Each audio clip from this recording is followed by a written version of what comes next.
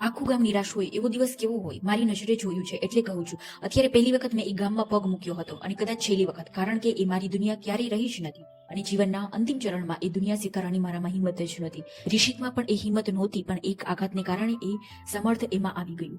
રિષિત બધાના જેવો જ સામાન્ય હતો. એમાં એવું કંઈ ખાસ કે એવું કંઈ સાવ ધુતકારી શકાય એવું કંઈ જ નહોતું. બધા બાળકોની જેમ જ સ્કૂલમાં ભણ્યો, હાઈસ્કૂલમાં ગયો, જરા જેવો હોશિયાર ખરો પાછો.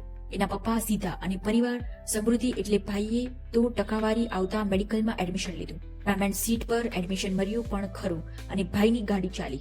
અને હું ગવર્મેન્ટ કોલેજમાં ભણ્યો, સાથે જ વાંચતા અને સાથે જ રહેતા. આમ અમે ડોક્ટર થઈ ગયા. પણ એક વાત નક્કી, ગમે તેટલા હોશિયાર કે ભણેલા હોઈએ, પણ નસીબ અને સ્માર્ટનેસ તો જોઈએ જ. એના પપ્પાની ઓળખાણ હતી અને એ પણ સ્માર્ટ, એટલા ભાઈ તો શહેરની સુપ્રસિદ્ધ HM હોસ્પિટલમાં લાગી ગયા. જો કે હું પણ સ્પર્કશાઇન હોસ્પિટલમાં ખુશ જ હતો. બધું બરાબર ચાલતું હતું અને એ મારો બેટું કાજલ સાથે લપેટાયો. કાજલ મોદી ફેશન ડિઝાઇનિંગ કરતી હતી અને જેના મમ્મી હોસ્પિટલમાં દાખલ થયા હતા. 15 દિવસ રહ્યા એમાં રિતિશની કાજલ સાથે મુલાકાત થઈ. મમ્મી તો ડિસ્ચાર્જ થઈ ગયા, પણ મુલાકાત ચાલતી રહી. ક્યારેક હોસ્પિટલની કેન્ટીનમાં, ક્યારેક બહાર કાફેમાં, ક્યારેક કાજલની કોલેજમાં. 6 મહિના જેવું થયું હશે ત્યાં એના મમ્મીને ફરી દાખલ કરવા પડ્યા. લીવરનો પ્રોબ્લેમ હતો. આ 6 મહિનામાં પ્રેમ પાગલ્યો હતો, પણ કાજલના ઘરે પૈસા ઓસિયો હતો. મમ્મીની માંદગીનો ખર્ચો અને પપ્પાને બિઝનેસમાં લોસ, આ બંને વાતથી કાજલ સાવ અજાણી હતી. બીજી વખત 10મા જ દિવસે કાજલની મમ્મીને હોસ્પિટલમાં જ દેહ ત્યાગ કર્યો. બિલ વગર બોડી ન મળે કહીને કાજલના પપ્પાએ હોસ્પિટલમાં 5 લાખનું બિલ પકડાવ્યું. એના પપ્પાને આ બિલ જોતા જ એટેક આવી ગયો. એમને તાત્કાલિક એડમિટ કરવા પડ્યા. આ દરમિયાન કાજલે નીતિશને ઓળખાણ કઢાવીને બિલ ઓછું કરાવ્યું અને પરિસ્થિતિ ખરાબ હોય થોડું હફતીથી પૈસા ભરવા રજૂઆત કરવા કહ્યું. રીતિશે મેનેજમેન્ટ સામે રજૂઆત કરી પણ ખરી, પણ મેનેજમેન્ટ રોકડું પર ખાવી દીધું.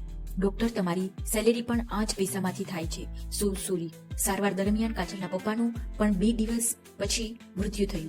કુલ બિલ 7.5 લાખ રૂપિયાનું કાજલના હાથમાં હતું. કાજલની આંખે સામે અંધારા આવી ગયા. એ રીતિશ પાસે પહોંચી અને બિલ પકડાવ્યું અને રીતિશ કંઈ બોલે એ પહેલા જ એ બોલી, ડોક્ટરો બહુ મોંઘા પડે. રીતિશ, તું પણ આમ જ કમાય છે ને? મારે આ કમાણી નથી જોઈતી. કાજલે હોસ્પિટલના 8મા માળેથી કૂદીને આપઘાત કર્યો અને એ ઘટનાને રીતિશને હચમચાવી નાખી. એવો આઘાત આપ્યો કે જે ટેબલ પર બિલ મૂક્યું હતું એ જ ટેબલ પર એ જ ક્ષણે પોતાની પેન અને સ્ટેથોસ્કોપ મૂકીને નોકરી છોડી ગયો. સસ્તી સારવાર અને સેવા કરવાના મનોરંથે નંદનવન નામે ગામમાં આવ્યો અને પછી ત્યાંથી થઈને જ રહી ગયો. એના અંતિમ શ્વાસ ચાલતા હતા ત્યારે આખું ગામ એને માટે પ્રાર્થના કરતું હતું અને એ ગયો ત્યારે આખું ગામ રડતું હતું. મેં એ દ્રશ્ય જોયા છે. ક્યાં ડોક્ટર માટે આખું ગામ રડ્યું હશે. સેવા એ જ એક ડોક્ટરની ઓળખ છે, એવું એને સાબિત કરી બતાવ્યું. જો મિત્રો તમને વાર્તા ગમી હોય તો લાઈક કરો, તમારા મિત્રો સાથે શેર કરો અને ચેનલને સબસ્ક્રાઇબ કરો. રાધે રાધે.